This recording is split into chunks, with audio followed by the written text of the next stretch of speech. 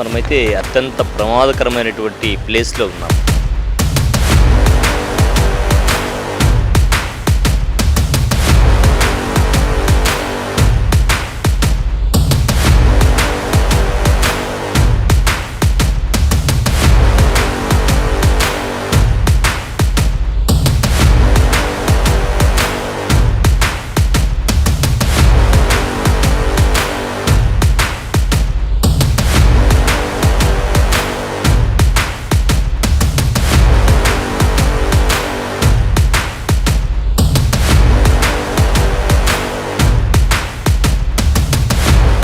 Welcome to sauce TV. నేను మీ ఆబిద్ హుసేన్. మనమైతే అత్యంత ప్రమాదకరమైనటువంటి ప్లేస్లో ఉన్నాం.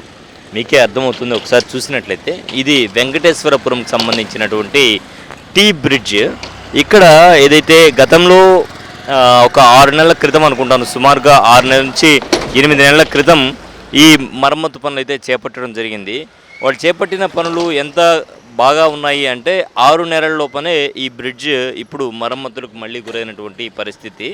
టోటల్గా ఏవైతే ఐరన్ ప్లేట్ ఉందో ఈ ఐరన్ ప్లేట్ మొత్తం కూడా బయటకు వచ్చి విరిగిపోయింది. అటువైపు మొత్తం మనం చూడొచ్చు, మొత్తంగా విరిగిపోయింది. ఇటువైపు మాత్రం ఐరన్ ప్లేట్ కనబడుతూ ఉంది. సో అటువైపు ప్లేటు ఊడి బయటకు వచ్చేసింది.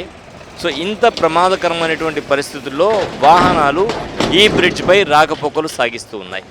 దీనికి సంబంధించే మనం కొద్దిసేపటి క్రితం ఇంజనీర్ గారి దృష్టికి కూడా తీసుకెళ్ళడం జరిగింది.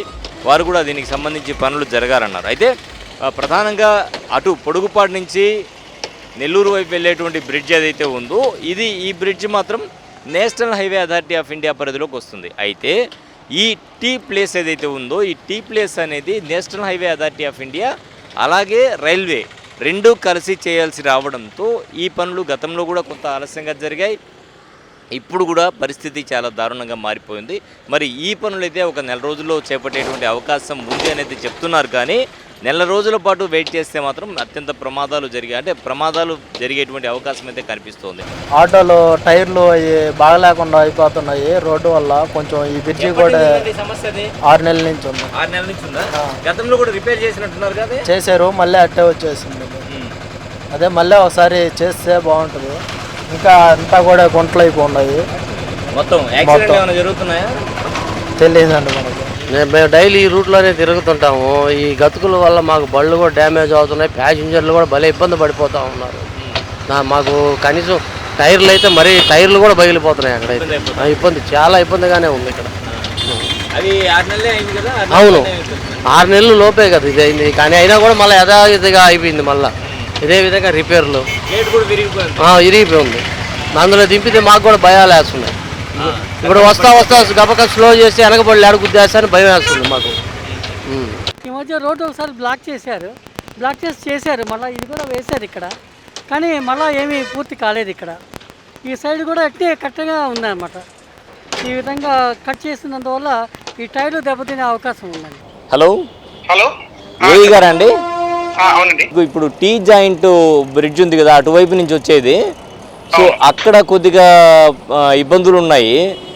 ఇవి ఇక్కడ స్థానికులు చెప్పడం ఏంటంటే అది రైల్వే ఎన్హెచ్ఐ కలిపి చేపట్టాలి అని.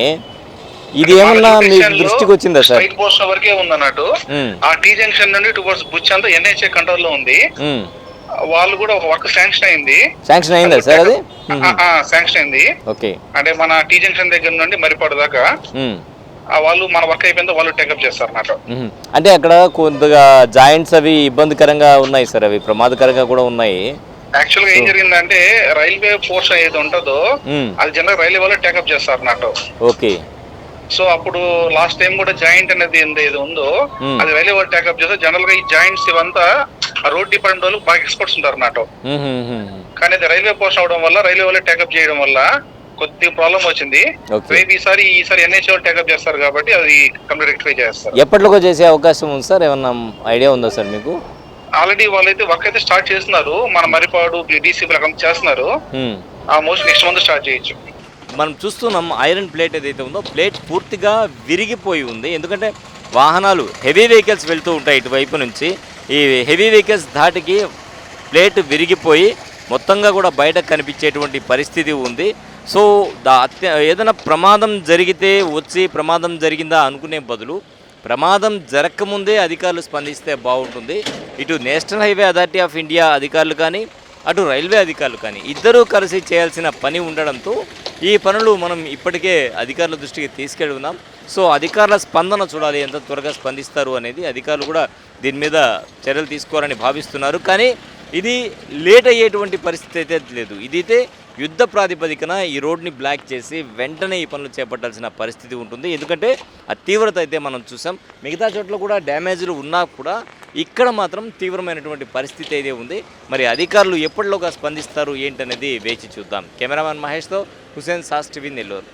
డయాబెటీస్ పేషెంట్స్కు ఆధునిక వైద్య సేవలు అందిస్తున్న ఎస్ఎస్కే గ్లోబల్ డయాబెటీస్ సెంటర్ ఇప్పుడు కొత్త చిరునామాకు మారింది. ఇప్పట్నుంచి ఎస్ఎస్కే హాస్పిటల్లో మీకు అన్ని డయాబెటీస్ సేవలు అందుబాటులో ఉంటాయి. మా కొత్త చిరునామా 3వ line, James garden, Venkatramapuram, Nellore. ఇకపై డయాబెటీస్కు సంబంధించిన అన్ని సేవల కోసం ఎస్ఎస్కే హాస్పిటల్ను సందర్శించండి.